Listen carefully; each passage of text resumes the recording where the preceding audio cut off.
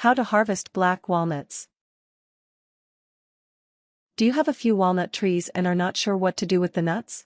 Here are the basic instructions for harvesting your crop of walnuts. Walnuts are great plain or in walnut cake, even to cook black walnut meat, or other recipes, many of which don't require many walnuts.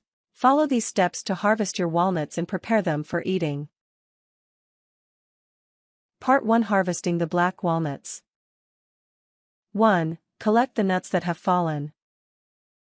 Some walnut trees are very tall, so picking them off the branches is out of the question. Plus, picking them can sometimes damage the tree limbs, so just wait for them to fall and gather them up. Be sure to wear heavy-duty rubber gloves, as the cheap disposables will not work. 2. Get the green hull off of the walnut. As black walnuts ripen, the husk changes from solid green to yellowish green. Walnut juice leaves a dark stain, so wear gloves or use tongs when you handle unhusked walnuts. Press on the skin of the walnut with your thumb. Ripe nuts will show an indentation.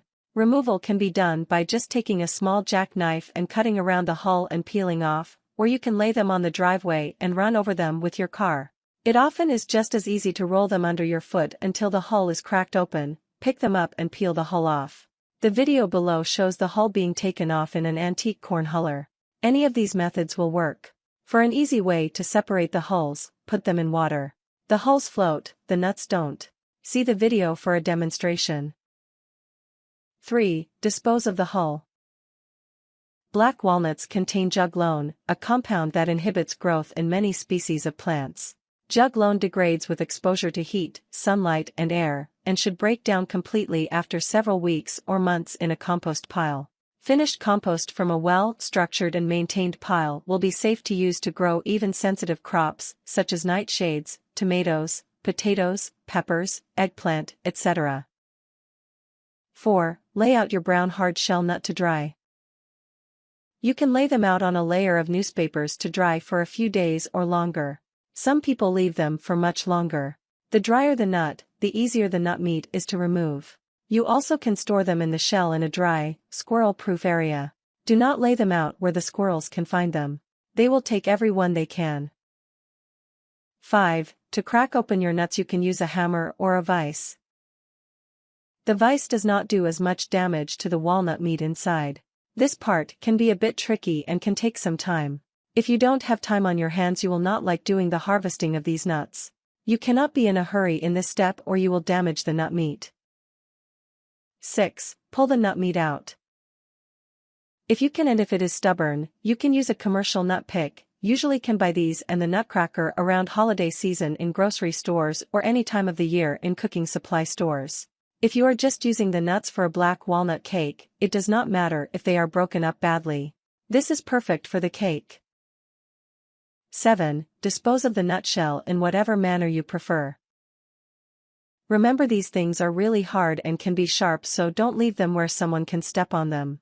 The discarded shells make a fine polishing medium that can be used in a rotary tumbler, and are often used to polish brass objects. If you have a large enough walnut harvest, you might consider using the shells as a timely source of winter heat in your wood stove. 8. Eat the nut fresh or save for later. Some species of walnut trees have different flavors. Some are stronger than others.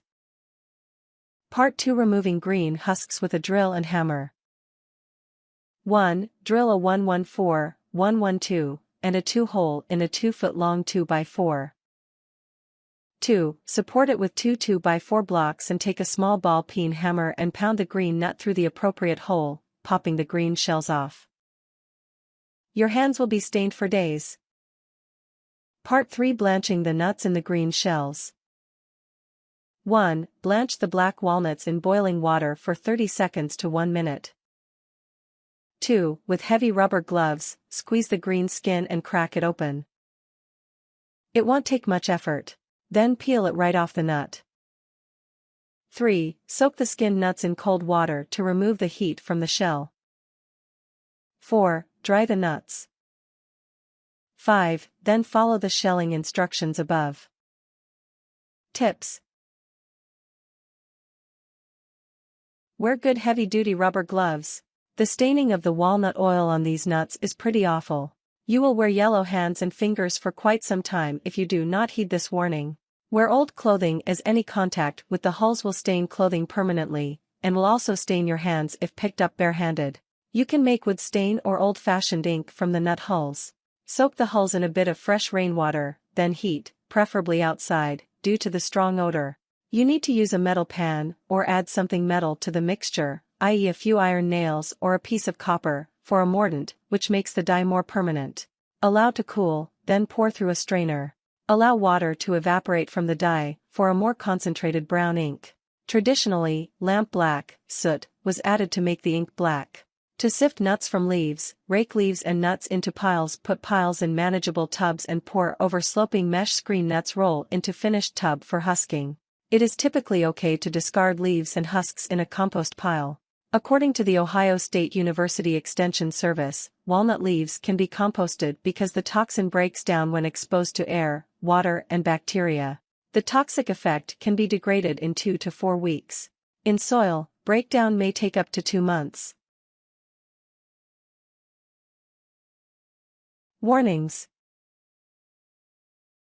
Do not touch your eyes or mouth with your gloves. The stain from these walnuts is quite pungent and strong and could burn your eyes or could even possibly be toxic if consumed. Do not let children do the harvesting of walnuts. Do not mulch with walnut husks or leaves. Walnuts, pecan and hickory trees contain a substance, juglone, that will stunt or kill many herbaceous garden crops. Do research and make sure the black walnuts are not poisonous to your pets or any other living creature that you care for. If it is alright for them to touch but not eat, keep it away, and if it's vice versa, continue to not allow them to get near. Always think of a consequence that could happen from doing something. We always need to be sure that things we do can affect our loved animals. Things. Good heavy-duty rubber gloves. A pail or container. Don't use anything you don't want discolored. A vise or a hammer. A jackknife if you prefer to cut the hull off, optional. A nut pick, this can be used, or just something pointy will do, optional. A good black walnut cake or walnut chocolate bread cake recipe, optional.